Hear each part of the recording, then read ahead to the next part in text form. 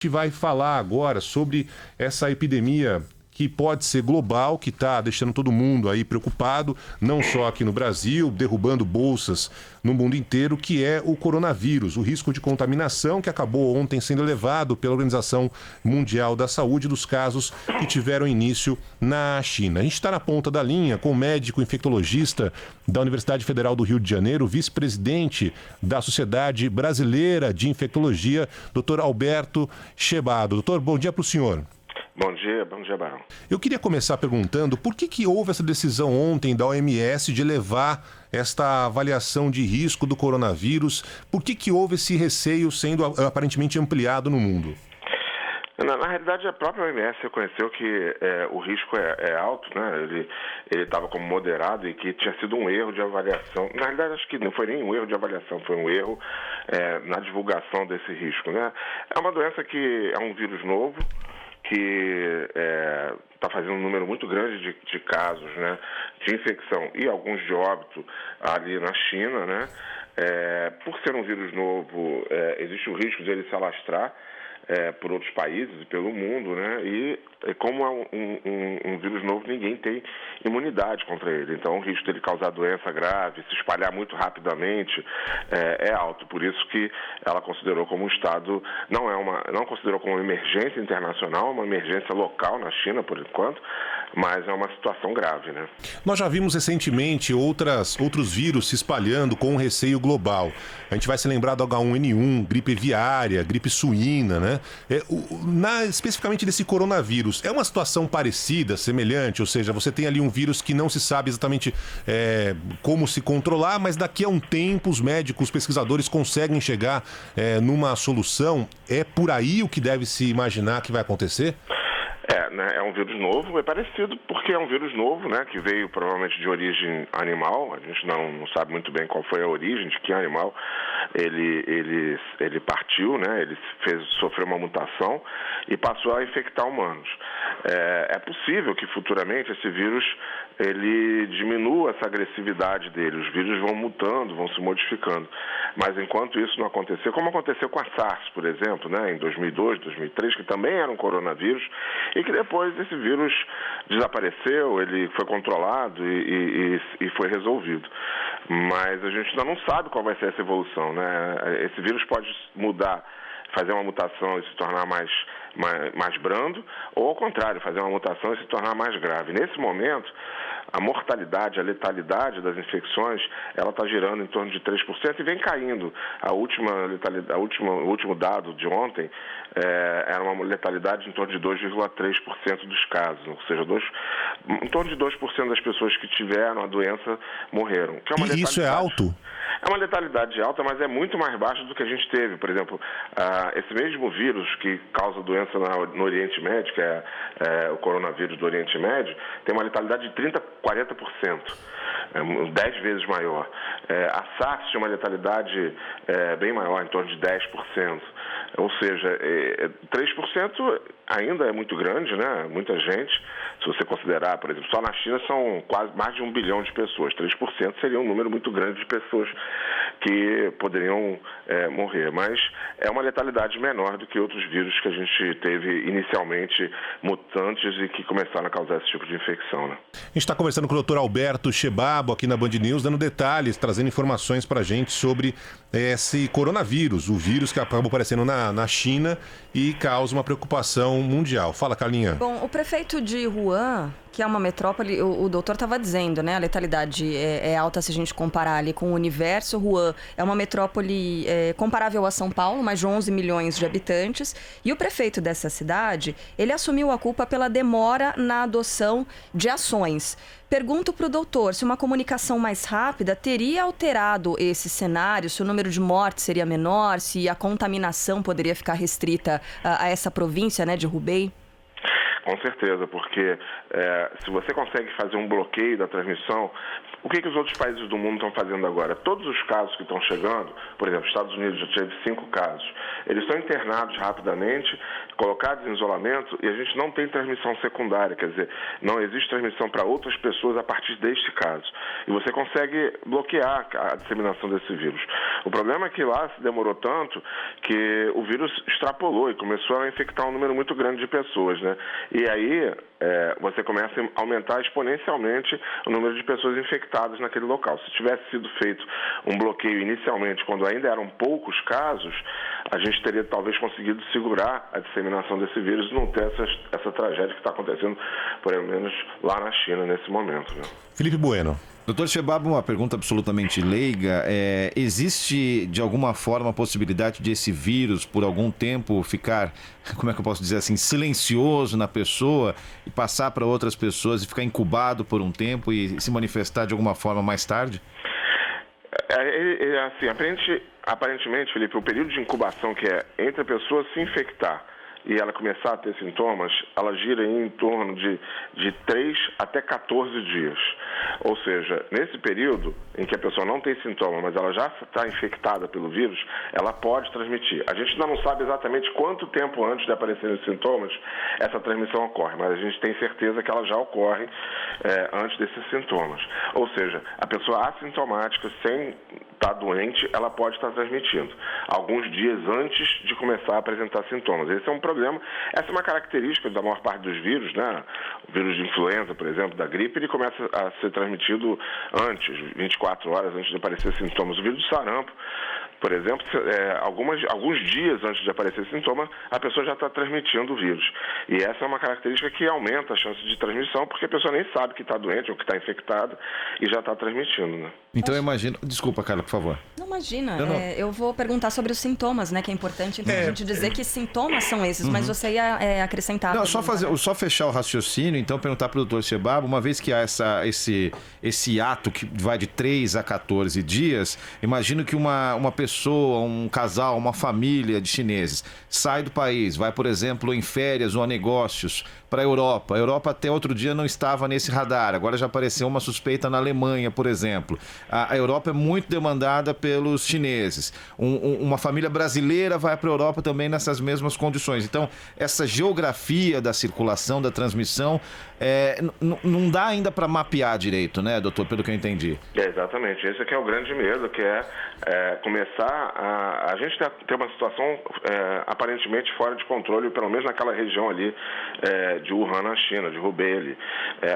O medo é essa situação começar a sair de controle em outros países. Por isso é tão importante essa questão de definir quem está doente, né, descobrir rapidamente se é esse vírus e isolar essa pessoa para que ela não transmita para outras pessoas. A gente não teve nenhuma morte acontecendo em outros países. Todas as mortes aconteceram na China e 90% delas aconteceram nessa região de Hubei. Então é um vírus que aparentemente causa poucos sintomas graves, né? A maior parte dos pacientes vai evoluir bem.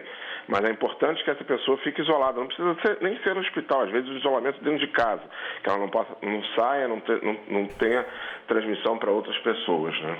Doutor Shebab, vamos lá. Perguntas assim mais rápidas, com respostas mais curtas, para a gente colocar muitas dúvidas que os nossos ouvintes estão perguntando aqui. Em primeiro lugar, quais são os sintomas, né? Quais são os sintomas que o coronavírus apresenta?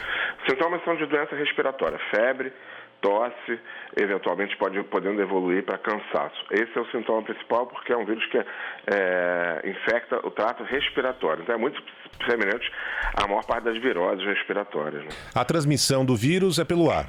A transmissão do vírus é pelo ar. Quando a pessoa tosse, espirra, ela transmite o vírus no ar e outras pessoas que estejam próximas, até 2 metros, podem se infectar. Quem não foi para a China, quem não vai para a China, quem está aqui no Brasil, tem risco de se contaminar nesse momento? Não, nesse momento não. A gente não tem circulação do vírus fora da China. Como eu falei, todos os casos em que a gente teve o diagnóstico a gente não teve transmissão secundária e esses pacientes foram isolados e o vírus contido nesses locais, nesses países. Ouvinte do Espírito Santo pergunta para o doutor como é que é o tratamento do coronavírus. A gente não tem nenhuma medicação específica para esse vírus, então o tratamento é basicamente com sintomáticos. Os pacientes mais graves, por exemplo, podem inclusive precisar de ventilação respiratória artificial e tal, e aguardar o que o próprio organismo reaja, né, e produz anticorpos contra o vírus para combater a doença. E aproveitando, doutor, vacina pelo menos nesse primeiro semestre sem chance de existir, né? Não tem vacina. Na realidade, para nenhum coronavírus, porque existem outros coronavírus que causam infecção humana, a gente tem vacina. Diferente do vírus da gripe, que a gente já tinha uma vacina para uma espécie de vírus da gripe, e quando chegou um novo, a gente rapidamente conseguiu desenvolver. Para o coronavírus é um desenvolvimento inicial. Já existem alguns grupos trabalhando nisso, mas não é rápido, né? Quem tem viagem marcada para a China, doutor, nesse momento faz o quê? Muda a passagem, cancela ou não tem esse risco?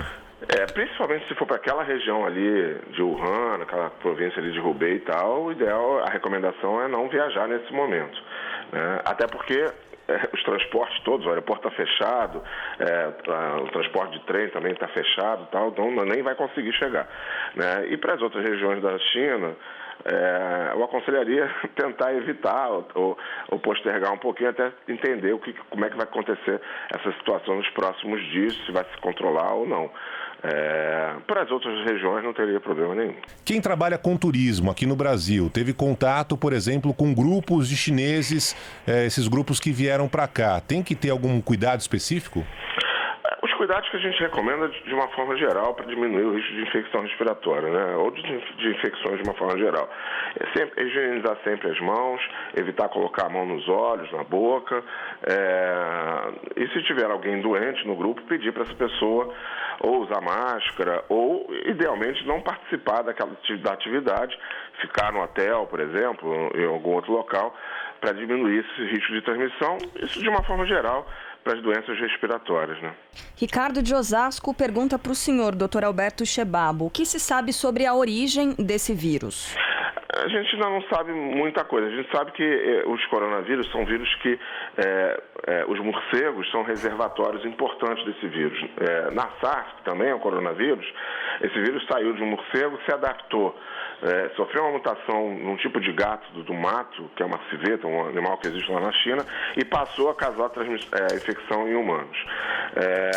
No Oriente Médio, que também é um coronavírus, aconteceu a mesma coisa em relação aos camelos. A contaminação veio a partir dos camelos. Houve uma mutação no camelo que esse vírus passou a infectar humanos. Nesse momento, a gente não sabe muito bem aonde aconteceu essa transmissão. Ainda está se pesquisando para saber qual foi o animal em que esse vírus conseguiu fazer essa mutação e ser transmitido. O que se sabe é que provavelmente aconteceu ali naquele mercado onde várias espécies vivas são vendidas, são expostas e tal, e há uma quebra de barreira ali, né, entre as espécies, porque tem animais que normalmente não se encontram na natureza e que acabam se encontrando ali nesse mercado, né, e que pode ter acontecido isso, mas a gente ainda não sabe qual foi o animal especificamente que serviu de hospedeiro para esse vírus. Dr. Chebabo, ontem o governo federal anunciou que pode rever a política de chegada de chineses aqui para o Brasil ou mesmo recomendar que os brasileiros não viajem para a China. Pode, ainda não tomou essa decisão.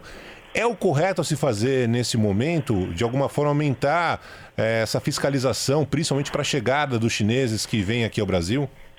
O ideal é a gente aumentar realmente a vigilância nos aeroportos e nos portos, né, para tentar, como outros países já fizeram, detectar rapidamente qualquer pessoa que chegue doente e que possa eventualmente ter essa infecção pelo coronavírus.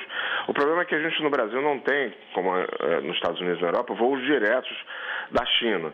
Então você não tem um voo especificamente que você vai monitorar. Para vir da China para cá, a pessoa ou vem pelo Oriente Médio ou vem pela Europa, e aí são uma quantidade enorme de empresas aéreas que fazem essas conexões para o Brasil.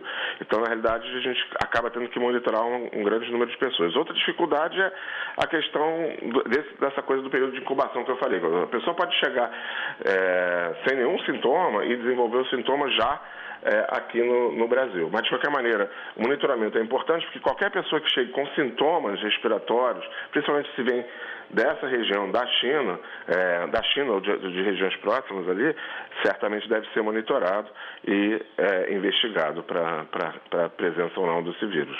Deixa eu aproveitar aqui a presença do infectologista da UFRJ, Dr. Alberto Chebabo, que é uma metralhadora de responder perguntas, né? Tem a pergunta aqui da nossa ouvinte Regina de São Paulo, doutor, que pode acabar ajudando a outros ouvintes também. Ela pergunta se é válido tomar própolis ou vitamina C para fortalecer a imunidade. Tem ouvinte perguntando também da vacina da gripe, se ajuda de alguma forma a proteger, né, o cidadão brasileiro. A vacina da gripe, ela para o coronavírus não tem nenhum efeito, mas ela deve ser feita para proteger contra o vírus da influenza, né, que é para onde ela é indicada, né. A gente recomenda sempre que todas as pessoas se vacinem anualmente. Em relação a essas outras medidas, própolis, mel e tal, a gente não tem nenhuma evidência científica de que que isso possa aumentar a imunidade ou proteger. Não tem nenhum mal a pessoa usar, mas eu não consigo dizer para você que isso vai diminuir a chance de uma pessoa pegar o vírus ou não, né? Chebabo, para finalizar nossa entrevista aqui na Band News, mais uma vez agradecendo a presença do senhor. Carnaval chegando, galera no meio da rua, comemorando e tudo mais. Algum risco de, no meio dessa multidão, aparecer algum vírus desse tipo? Olha, quando você tem grandes aglomerações, você sempre tem risco de transmissão, principalmente quando você tem gente de vários locais, de várias regiões diferentes do Brasil ou até do mundo, você sempre tem risco de transmissão de doenças ali, principalmente essas doenças respiratórias. Em relação ao coronavírus, a gente acredita que o risco é muito, muito baixo, né? A gente, como eu falei, não tem disseminação de doença em outros países.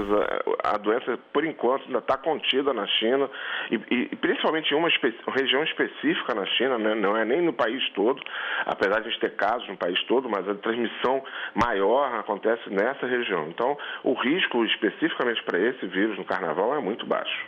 Quero agradecer demais a participação aqui na Band News FM do médico infectologista da Universidade Federal do Rio de Janeiro, vice-presidente da Sociedade Brasileira de Infectologia, Dr. Alberto Chebabo, dando detalhes, explicações. Portanto, o risco ainda está contido na China. Não há, neste momento, risco, pelo menos, para a chegada aqui no Brasil, num curto espaço de tempo. Mas, claro que esse alerta divulgado ontem pela OMS, levando a elevação de um risco global, é algo para se preocupar. De qualquer forma, por enquanto, nesse momento, o risco está lá mais circunscrito ao país asiático. Doutor Chebabo, mais uma vez, muito obrigado pela entrevista, pelos esclarecimentos aqui à Band News. Até uma próxima. Um abraço.